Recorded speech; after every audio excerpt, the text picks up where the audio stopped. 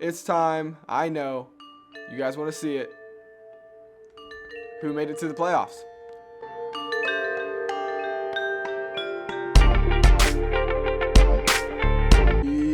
Yo, hello guys, and welcome back to the channel. And yes, it's time. It's playoff time. Well, not quite yet. First, we have to take a look at the end of the year and the subscriber awards that are about to be handed out in this episode. So make sure to subscribe if you haven't already, so you can join this awesome series that we have going on. Also, make sure to smash the like button because it really helps out. My last video, you guys smashed well over what you normally do, and I appreciate that. So you guys, it really does help the channel out when you do like the video, so I appreciate it. So we're gonna, you see it right here. Josh Cawthon had 16 sacks on the season. You already know what award he's about to win, but I will say this: Billy Xavier put the pressure on this guy late in the season. Billy Xavier was just 2 sacks away from tying it and 3 from taking the award himself. But congratulations, Josh Cawthon. You win your first ever subscriber, award. And these are big awards. This is something you can stand by and be proud of. Shit, you get enough of these and you'll make it in the Hall of Fame, even if you don't make it into the Super Bowl, which I know nobody wants to hear that. You want the big one. But hey, you get a subscriber award. You'll always have it. And you're going to get the Pressure Award, of course. So congratulations. What a year you had. I can't wait to continue to see you play. Ryan Mackey. This dude didn't just hit the league running, but he hit the league, I don't know what's better than running, driving? I mean, look, for a rookie to win a rookie award, it's not even a rookie award, but to win just an award in general, the Ball Hawk Award, that's something amazing. We've never had a rookie ever win a subscriber award, and he's just done it. He's already got one, and he's only been in the year once. But guess what? Not only that, but his team is going to the playoffs. They look very dominating too. I think they're going to go pretty far.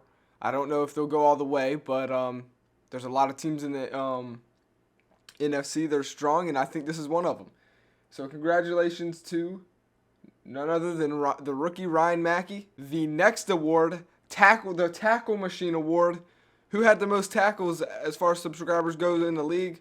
Well, guess what? It was none other than Blake West. So congratulations. Blake West brings home another subscriber award. I believe that's his second. And so good job there.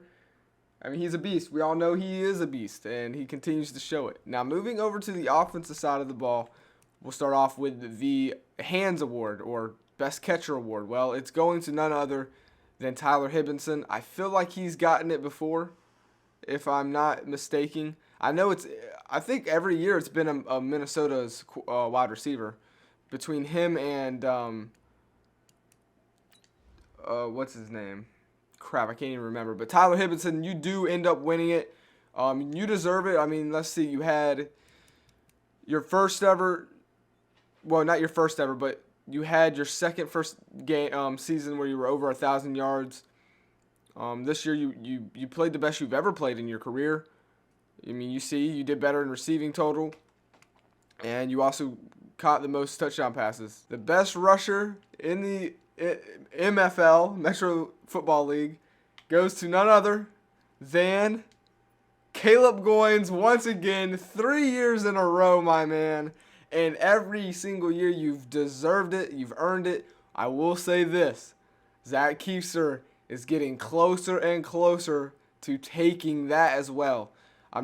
Zach Keiser, I believe this is his best year. But it doesn't matter when you're putting up numbers like Caleb Goins is putting up. Look at those rushing touchdowns. 12. Not only that, but he's got the least amount of carries out of the top. The top 5. He has the least amount of carries in the top 5. But yet he still has the most yards. He is a freaking beast. I don't know what else is there to say. He's dominated 3 years in a row, and he continues to do that. He has 3 subscriber best running back awards. I have one question for everybody who's watching this video right now. and matter of fact, I don't want to jinx him, so I'm gonna knock on wood. But if he was to not win a Super Bowl, and he pulls like a Dan Marino, is what he's doing right now enough to get him into the Metro Hall of Fame?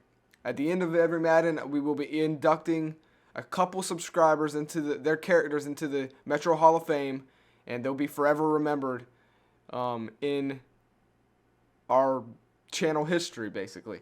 And then we'll do that for every Madden. But this year, we're coming closer and closer to the end of the series, as we just seen the dumbass trailer for Madden 21 that showed us nothing. But anyways, that's another video. But you guys let me know. Is 3 subscriber awards enough? I'm not gonna say what I think, because I want to know what you guys think. But moving on. So here he is, Luke Carnahan. This is the man. Congratulations. I've stamped it. It's approved. It's done. You've won the award. The best quarterback award. And you deserve it. In my opinion, you do. And I'm going to explain why. Now, Casey Woods, don't get me wrong. This was the hardest decision I probably had to make as far as giving an award out ever. And you'll see why, because I'm about to show you the two here. Now, Luke Carnahan was actually in second place, and I talked about in last video, Casey Woods was in the lead. He had been in the lead for the longest, but Luke Carnahan was catching up. Well, guess what? He didn't just catch up, but he did catch up, and he passed him, and he just won it. And just take a look at these numbers. So this year, he threw 4,279 yards. That's amazing. The most he's ever done in his career. But he threw 42 touchdown passes and only 5 interceptions. But what he really dominated in compared to Casey Woods was the percentage. He threw for 76%. Guys, that is amazing. I mean, he had a quarterback rating of 129.3, and it's the passing touchdowns and interception ratio that wins him the award, and it's his passing percentage that wins him the award. He was a beast. He threw. Also, we got to talk about the 93-yard bomb that he threw. Like, this guy deserves it, and so he's getting it. But I'm not going to do Casey Woods like that. I am going to give him his time to shine because he deserved it as well. He threw more yards. He threw more yards. He threw 40 touchdown passes and only 3 interceptions, so that's not bad at all. He threw 72%, which isn't the best he's ever done.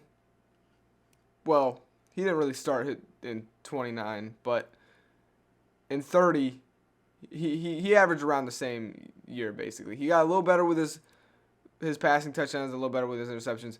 These are amazing numbers. Do not get me wrong at all.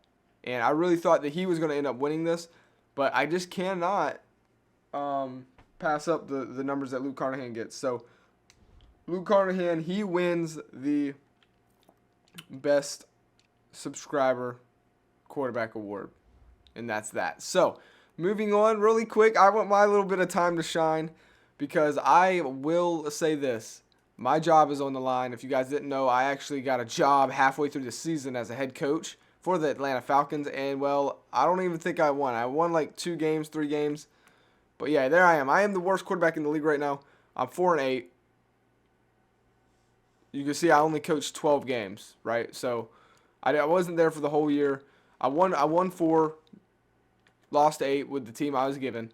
This is the year I can actually make my name known, though. So I'm going to really grind out, try and draft a couple, maybe grab a subscriber that's in this draft. We have well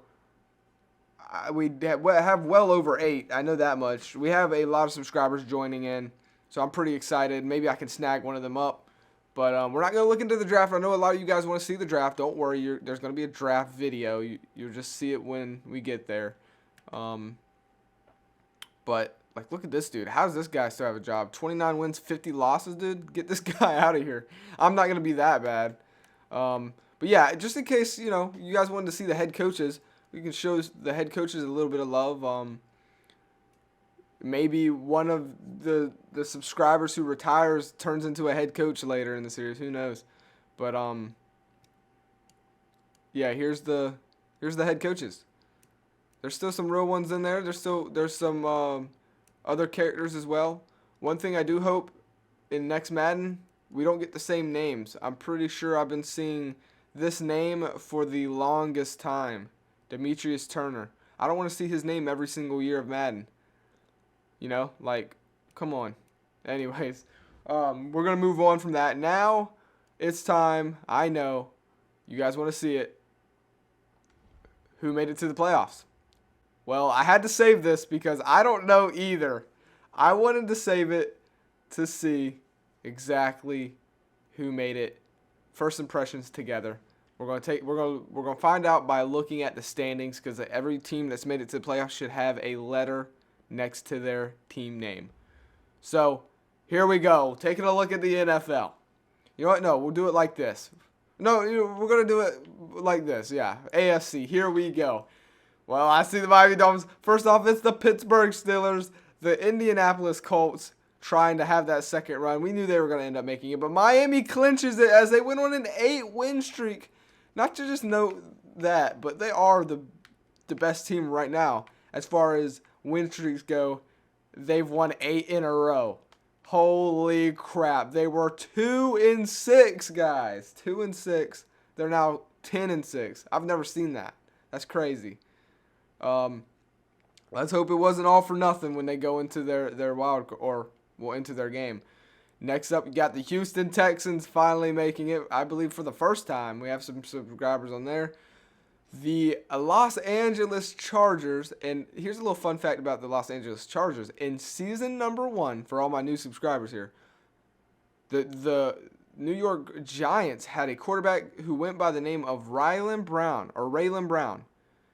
He ended up going up against the Chicago Bears and losing in the NFC Championship. The Giants ended up letting him go. He went to the Chargers. He's finally back in the playoffs and looking for revenge, possibly against the Chicago Bears and Zach Keister, the team that knocked him out in year number 1. The Bears did end up going on to win that Super Bowl. Next up, you got the Chiefs trying to make it again. Let's hope that doesn't happen with Patrick Mahomes. He's still playing for him. And any stragglers down here? No, that's it.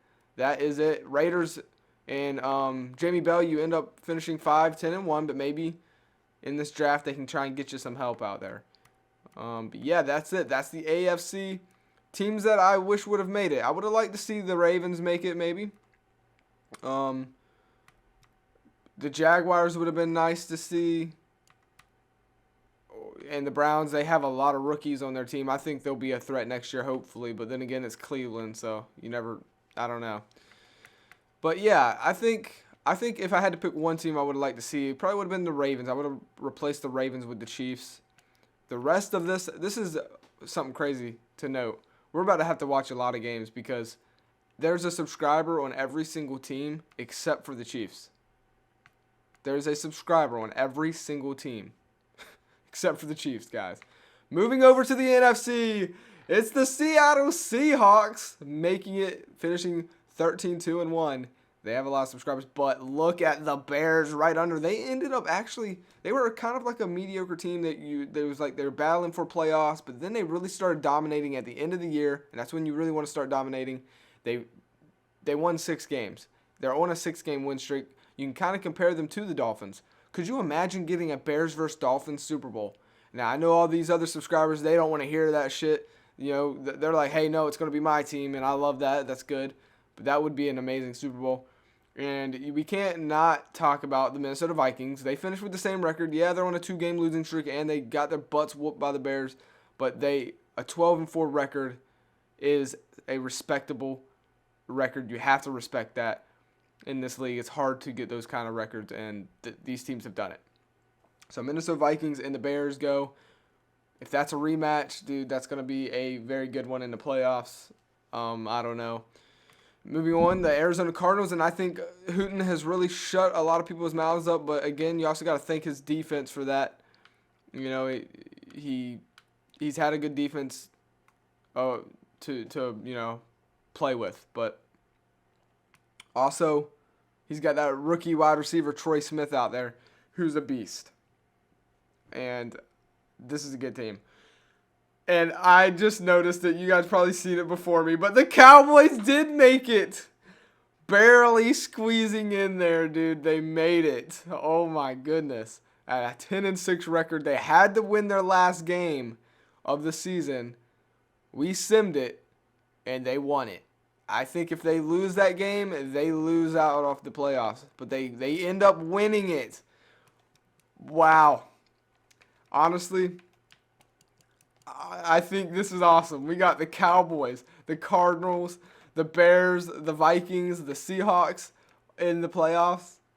I mean, 49ers just missed it. The Buccaneers make it at 8-8. Wow.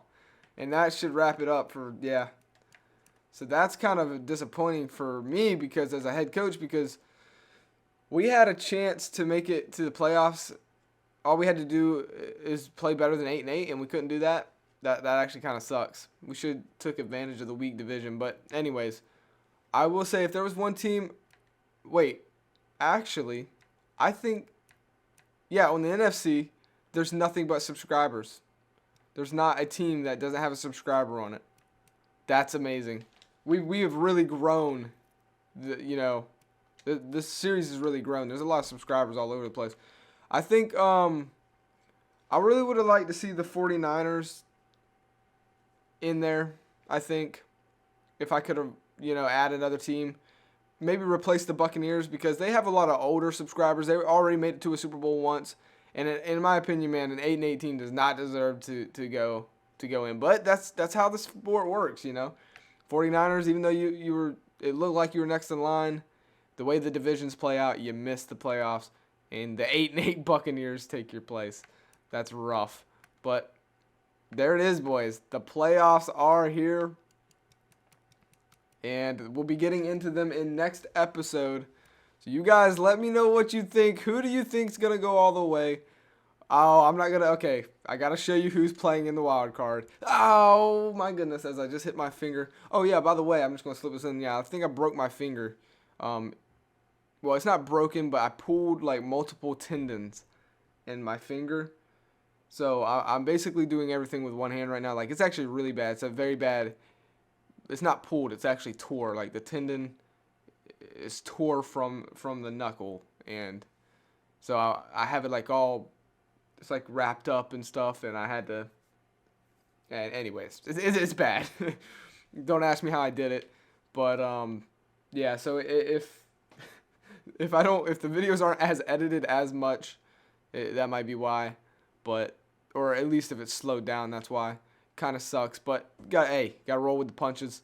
So let's take a look at the playoff schedule for wild card round. There it is. We got the classic. It's turned into a classic. The Chiefs versus Dolphins. This isn't the second time. This isn't the first time or the second time, but this is the third time these two will meet in the playoffs. They've met every single season except for year number 1. I'm pretty sure.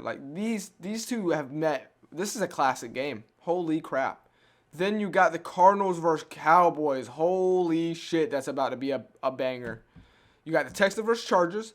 I like that. Two teams trying to make a name for themselves in the series. And then you got the Vikings versus the Super Bowl losers of year number 3, I believe it was, or year number 2, the Buccaneers. So there it is. These are the first games we will be watching. We'll watch 2. This is how I do it if you're new.